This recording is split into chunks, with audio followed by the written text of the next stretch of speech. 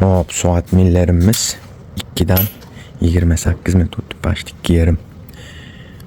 Bo'rilohon o'zi Toshkandan ertalab 4:30da yetib kelib, qayiqni o'rnatdi.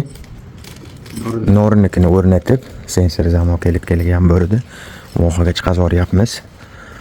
6 ta Gulistondagi Jizzax, undagi Qarshidagi 3 ta Buxoroniki bor.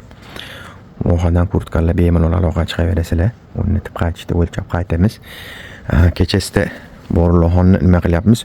Endi hammasi tiqilib qoldi. 15 ta 20 tacha teng tiqilib qolganini hisobiga hozir bularni tayyorlab ketdik, yordamchi kuchlarga o'rnattirib olamiz dedi u.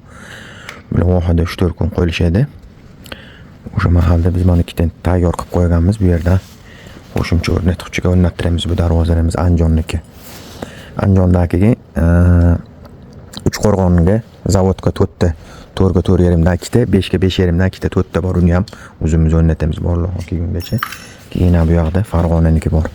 Buni endi ustiga iltimos qildi u kelib, bularni o'rnatib kelgandan keyin Farg'onanikini o'rnatamiz oxiri. Kimga shunaqa avtomatika darvoza xizmati kerak bo'lsa, pastdagi nomerlarga aloqaga chiqaverasizlar. Ishinglarni sifatli chiroyli qilib bitkazib beramiz.